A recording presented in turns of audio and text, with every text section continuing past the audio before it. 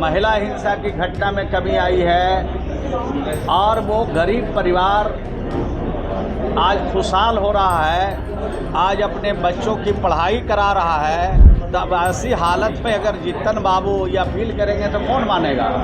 और जीतन राम मांझी जी आदरणीय जब सरकार में रहते हैं तो ये सवाल नहीं उठाते हैं, जब सरकार से हट जाते हैं तो इस तरह का सवाल उठाते रहते हैं। नमस्कार, मैं मनीष और आप देख रहे हैं एक न्यूज़ 24। बिहार सरकार के ग्रामीण विकास मंत्री ने जीतन राम मांझी के शराबबंदी को लेकर के दिए गए बयान का जवाब देते हुए कहा कि जब से बिहार में शराबबंदी लागू हुई है तब से गरीब परिवार के घरों में फल, सब्जियां, मिठाई ये सारे चीज़ पहुंचने लगे।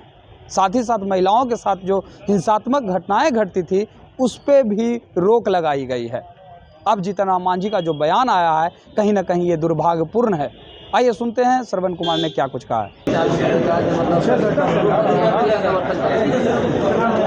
माननीय जीतन राम मांझी जी की बयान को और उनके अपील को कौन सुन रहा है। जिस गरीब के घर में दूध नहीं जाता था अब वहाँ दूध जाने लगा, जिस गरीब के घर में मिठाई नहीं जाती थी अब वहाँ मिठाई जाने लगी, जिस गरीब के घर में सब्जी नहीं जाती थी सब्जी जाने लगे, उनके बच्चों के कपड़े जाने लगे, रोड एक्सीडेंट की घटनाओं में कमी आ गई, महिला हिंसा की घटना में कमी आई है और वो गरीब परिवार आज खुशहाल हो रहा है, आज अपने बच्चों की पढ़ाई करा रहा है, अपने बच्चों के दवाई के लिए किसी के आगे आज हाथ पसारना नहीं पड़ रहा है। अब 2 टाइम की रोटी के लिए उनके सामने किसी के सामने गिड़गिड़ाना नहीं पड़ रहा है। तब ऐसी हालत में अगर जीतन बाबू ये अपील करेंगे तो कौन मानेगा। और जीतन राम मांझी जी आदरणीय जब सरकार में रहते हैं तो ये सवाल नहीं उठाते हैं, जब सरकार से हट जाते हैं तो इस तरह का सवाल उठाते रहते हैं। और ये जो काम बिहार में हुआ है ये नीतीश कुमार जी के देखरेख में काम हुआ है। और राष्ट्रपिता महात्मा गांधी ने कहा था कि अगर एक क्षण के लिए अगर मुझे तानाशाह बनना पड़े तो सबसे पहला काम मैं शराब बंद करूंगा और जो समाज में अनैतिकता है, समाज में जो गैर बराबरी है, इसको हम ख़त्म करेंगे। तो राष्ट्रपिता महात्मा गांधी जिस बात को कह के गए हैं अगर उसको कोई चुनौती दे रहा है तो उनका तो मालिक कौन होगा वही समझा। लेकिन जिस तरह से जीतन राम आप लोग के साथ भी थे तो उस समय कहते थे थोड़ी क्रिया करो, उनके माइंड में बाहर में बोलते थे, लेकिन जब बैठक होती थी सभी दलों के साथ मीटिंग होती थी तो नहीं बोलते थे। आगे बढ़ गया तो कहने का मतलब है कि वो जो बोलते हैं वो पीछे से बोलते हैं, आगे से नहीं बोलते थे। उनके लड़के तो मंत्रिमंडल में शामिल थे, एक दिन भी ये सवाल नहीं उठाया। अब जब सरकार से हट गए, गठबंधन से अलग हो गए तो तरह तरह की बात बोलते हैं, लेकिन उनके बातों पर अब कोई बिहार का गरीब भरोसा नहीं करेगा, क्योंकि हर गरीब जानता है कि शराबबंदी होने से हमको फ़ायदा हुआ है, शराबबंदी होने से हमें लाभ मिला है।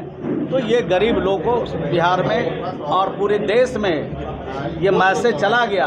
और देश की आधी आबादी जो महिलाएं हैं वो भी चाहती है कि आज सिर्फ बिहार में नहीं बल्कि पूरे देश में शराबबंदी हो, जिससे देश में जो अत्याचार है, जो जुल्म है और जो महिला हिंसा हो रही है और जो गरीबों को ठगा जा रहा है, गरीब उससे बीमार पड़ रहे हैं, पीड़ित हो रहे हैं, प्रताड़ित हो रहे हैं, वो हर लोग चाहते हैं कि शराबबंदी होना चाहिए। नीतीश सरकार में उनका कहना है नीतीश सरकार में सबसे ज़्यादा शोषण महादलितों का दारू और बालू के नाम पे हुआ है।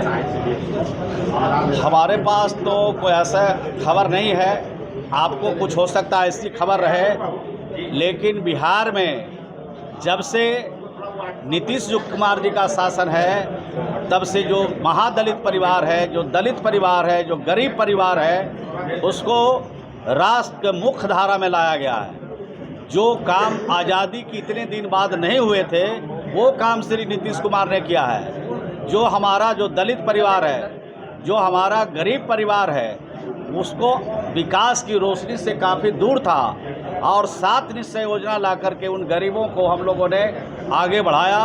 उनको घर में नल का जल पहुंचाया, उनके घरों में बिजली पहुंचाई, उनके गलियों में नाली और गली का पक्कीकरण किया और भी जो सरकार की सुविधा है उस सुविधाओं से उनको हम लोगों ने लैस किया। आज नीतीश कुमार जी पर बिहार के दलित और गरीब लोगों को गरीब लोग आज गर्व कर रहे हैं। श्रवण जी, एक सवाल है, बीजेपी लगातार कह रही है कि जेडीयू के लोग को पाकिस्तान से प्रेम है, नागरिकता ले ले। वहाँ पर लखेन पासवान ने ललन सिंह को लेकर चौधरी ने भी कहा कि जेडीयू के तमाम नेताओं नागरिकता ले ले पाकिस्तान का। ये भारतीय जनता पार्टी समाज में सौहार्द को बिगाड़ना चाहते हैं, समाज में नफरत फैलाना चाहते हैं, तो उनके नफरत का जवाब मिल जाएगा। और देश की जनता समझ चुकी है कि ये नफरत फैला कर के समाज में तनाव पैदा करना चाहते हैं, भाई भाई में लड़ाना चाहते हैं, आपस में मिल्लत को खंडित करना चाहते हैं। इनका सारा खेल समझ चुकी है देश और बिहार की जनता।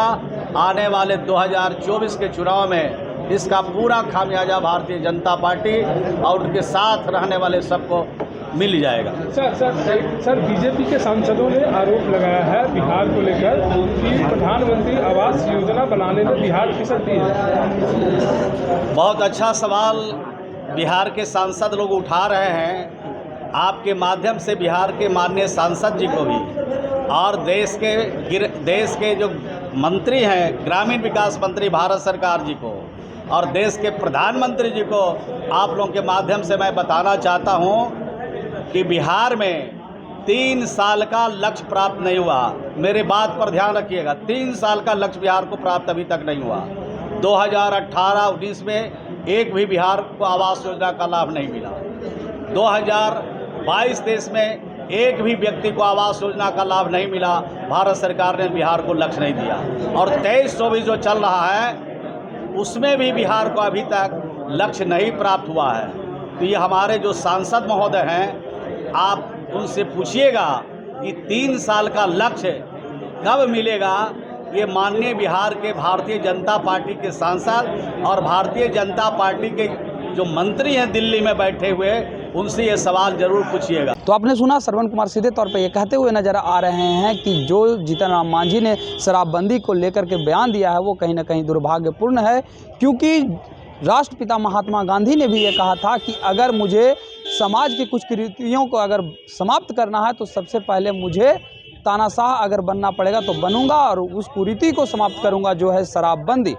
लेकिन आज अगर जीतन राम मांझी इस तरीके का बयान दे रहे हैं तो कहीं ना कहीं राष्ट्रपिता महात्मा गांधी के विचारों को चुनौती दे रहे हैं। इस तरह के तमाम अपडेट के लिए देखते रहें एक न्यूज़ 24। कैमरामैन रंजीत के साथ मैं मनीष, पटना।